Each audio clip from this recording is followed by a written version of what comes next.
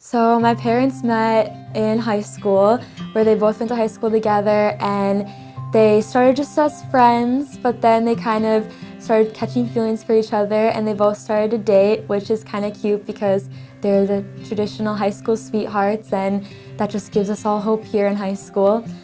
But they went to dances together, dressing up. The style wasn't that great back then. My mom's dress was not the best, but it's still cute for them to remember that. And then after high school, my mom decided to study abroad in Spain for a year because she was basically fluent in Spanish. So when that came, they tried to work out a long-distance relationship while she was gone for the whole year. And with that, they called each other every single day on the landline, trying to get a hold of each other. My mom had to pay to use a phone in Spain just to talk to my dad, and they would talk for hours because she finally did have a phone to talk to him. And my dad made this poster, which is a really nice memory to think about, because I get to see this picture of him holding a poster outside with a sign that says, "We'll do anything to get money to go to Spain." So he would help people with their cars or wash their cars or do maintenance and mechanic type stuff because he was really hands-on his whole entire life. So he would do any of that to try to get money to go on a plane to Spain to see my mom. So after Spain, they just continued to date. My mom loved my dad's family because her family lived in Florida, so she didn't get to see them much. So she became really close with my dad's sister and my dad's parents. And they just immediately welcomed her into her family, and that's when she knew that that's the man that she wanted to marry. And my dad had fallen in love with her way back in high school. So then he proposed and told everybody about their plans. They got married. They got married at a local church nearby so the whole family could go. Shortly after that, about 2 years after, they had me, and I just remember I went to work with my dad all the time. He was an upholsterer with his mom and dad. He worked at a local upholstery shop. I remember he would bring me to work with him, and I'd just sit on the little tool, dresser that they had, and I'd just sit there with my little feet dangling off. So I remember all of that when I was a kid. After me, my mom and dad had a lot of other kids, but then once we had our whole happy family together, we went on many vacations together. We would go camping up north, tubing, boating, fishing, anything you could think of. We were a very outdoorsy family, so we loved doing all of that. And then in about 2012, 2013, my dad decided he wanted to take us to go see the House on the Rock, it's called, and none of us had known what it was. We were all really confused when he told us, and we were like, "Dad, seriously, that's lame. Why are we gonna go see a house on a rock when we could go to some tropical island or the Wisconsin Dells or something with water parks?" But he was insistent on letting us go see the House on the Rock. So my mom, my dad, and me and all my siblings traveled there. We stayed at a really bad hotel, I remember. We just didn't really focus on that whole part though. But then the next day we went and actually visited the House on the Rock. And I remember all of us were so taken back with what it actually was because we had no idea what we were going into. And I remember just buying souvenirs together. We each got a sweatshirt. I still have it. We just looked around the whole house.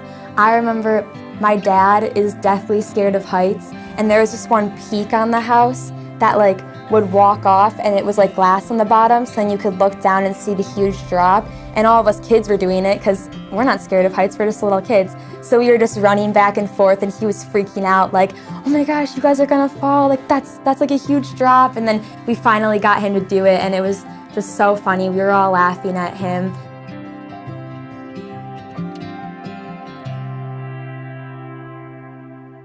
And that was the last vacation we went on before everything changed.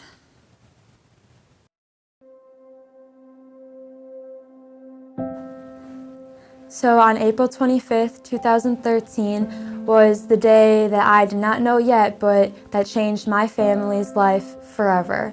On April 24th, my parents went out to go see some family that was in town, And this wasn't out of the ordinary. They liked to go on date nights together and go see family and friends, just like any other couple.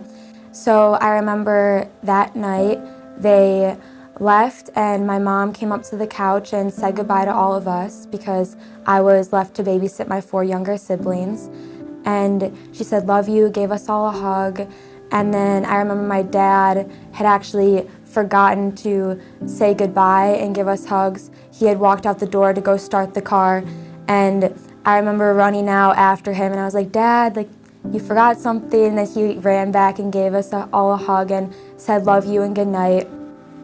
I guess the way that this night ended wasn't like how most of their date nights was, because normally they would come home and check in and come see us in our room when they got home, wake us up, tell us that they made it home safe. And who would have thought? You just think, oh, they just came home and went to bed.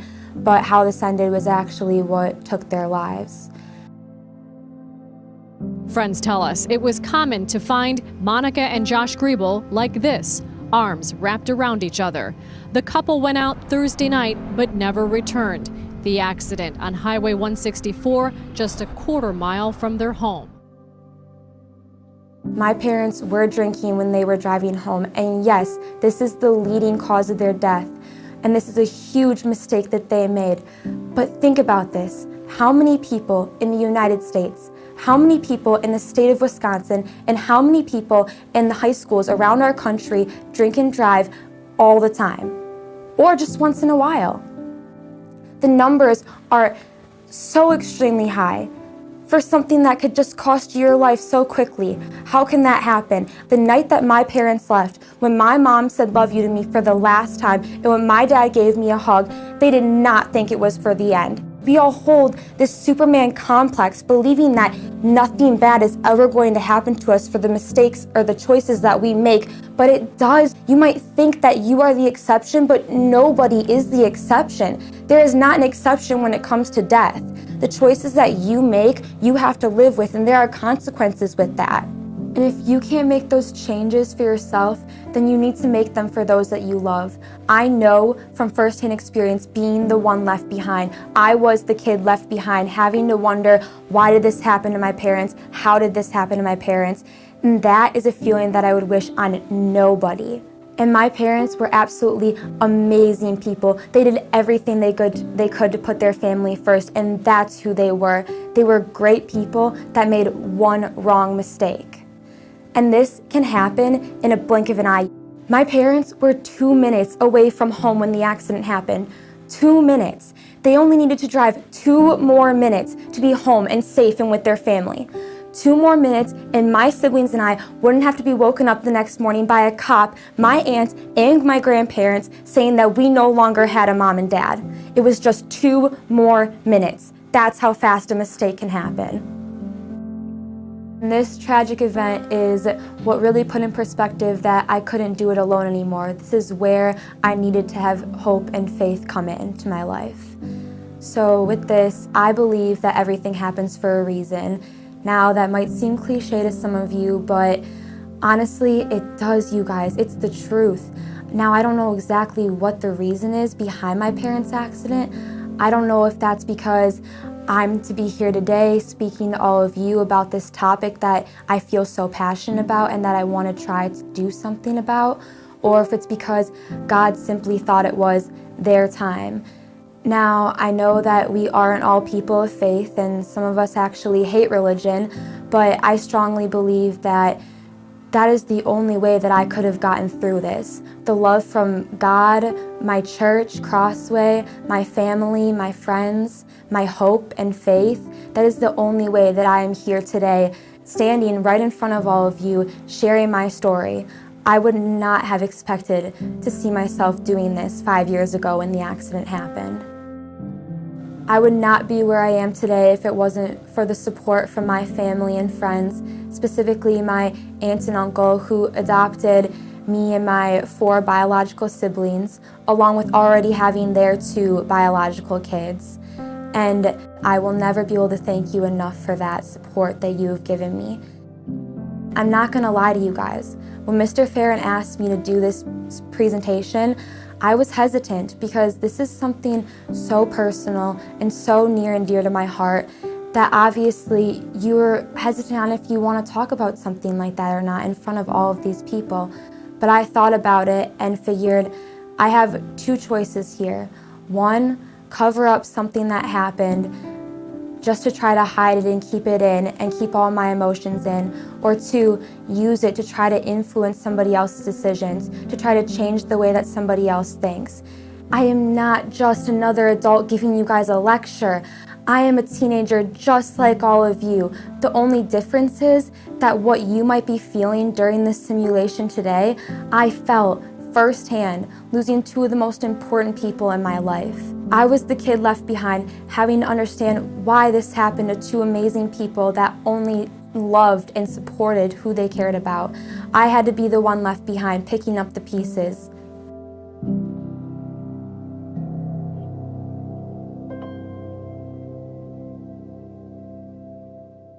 One thing I realized through this opportunity to share my story was that maybe, just maybe, I could change one person's opinion, one person's decision the next time they think they should drink and drive. Just maybe, this opportunity would give me a chance to save a mom, a dad, somebody's uncle, a family from going through that loss, a child, and maybe even one of you.